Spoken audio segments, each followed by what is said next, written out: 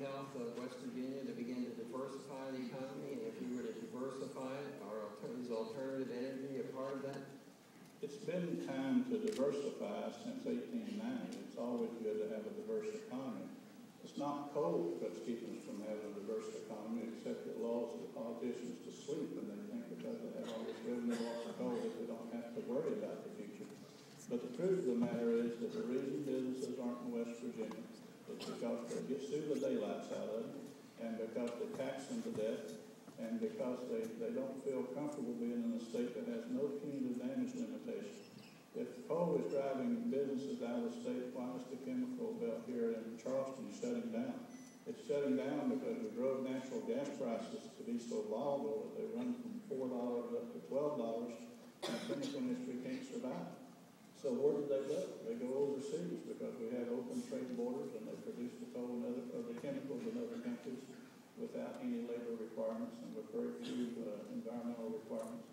And therefore you lose the jobs that you have here in Charleston. If the forecasts are accurate, we're going to have a 30, 40, 50% increase in the demands for energy in the United States and around the world. Can alternative energies handle that, or do we have to find ways to make coal work?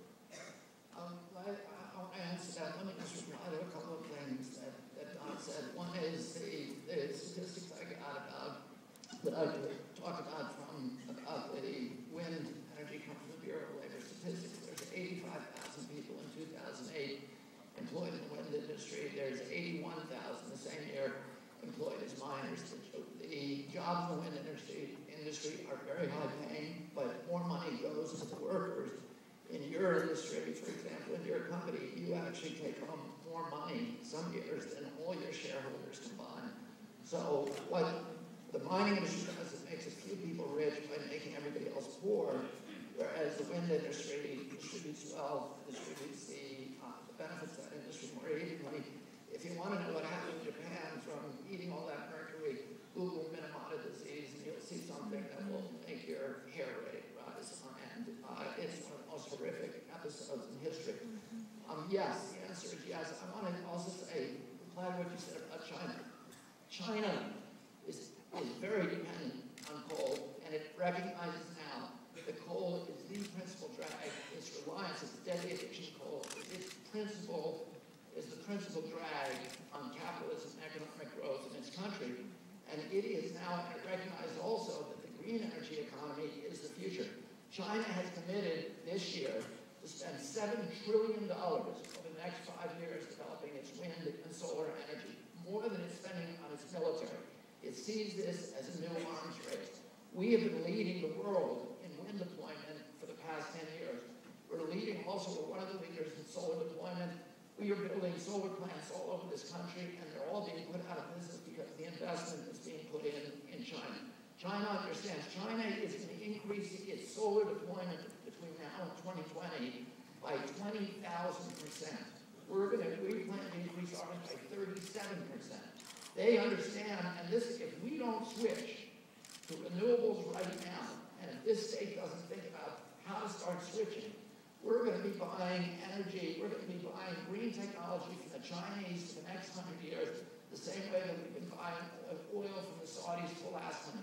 We need to get out ahead of this curve and start investing in these things and start thinking ahead and demanding our politicians build the infrastructure within our states and start subsidizing infrastructure to compete with the huge subsidies that we give to the carbon incumbents to coal and oil. I want to say this. I'm in this industry. I'm building these plants right now. I'm on a board of a company called RightSource, which is building the biggest solar thermal plant in the world, 2.7 gigawatts, the biggest power plant in America. We're building it in California, and we're building it at the same cost per gigawatt you could build a coal plant, about $3 billion a gigawatt. But once we build that plant, it's free energy forever. Once you build a coal plant, now you've got to go cut down the Appalachian Mountains and ship them across the country in coal cars, warp every train track in this country so we can't have high-speed rail, build the roads, the coal haul roads so thick in West Virginia at taxpayer expense that it's costing the state $200 million a year to build and maintain them, another subsidy to coal. Then you gotta burn the stuff, poison every river and lake in America, kill 60,000 Americans with ozone particulates, cause 1 million asthma attacks a year, sterilize all the lakes in the Adirondack. These are the true costs of coal. Once you build a solar plant, it's free energy forever. The photons are hitting our country every day for free. All we've got to do is pick them up. We build at the same price we can build coal. You can build wind plants even cheaper than you can build a coal plant. And guess what? The Midwest of our country is the Saudi Arabia of wind. We have more wind in North Dakota, the windiest place on the planet. We have enough wind in North Dakota, Montana, and Texas to provide 100% of the energy needs in this country for the next 50 years. We have enough solar in an area, and this is from the Scientific American peer-reviewed study, 75 miles by 75 miles in the desert Southwest to provide 100% of the energy needs of our country, even if every American owns an electric car. We use about 1,000 gigawatts a year, 5 a day during peak demand. 500 of those are carbon. To eliminate those and replace them with solar and wind will cost us $1.3 trillion. That's about half the price of the Iraq war. We have free energy forever. We never have to give all that money to Iraq. We don't have to poison the people and impoverish the people of Appalachia in order to do it. This is a real solution for our country, and it's one we ought to be embracing, and we need to embrace it, as Senator Byrd said, right here in West Virginia, instead of trying to build an economy, a 19th century economy, a 19th century future, looking into the rear view mirror.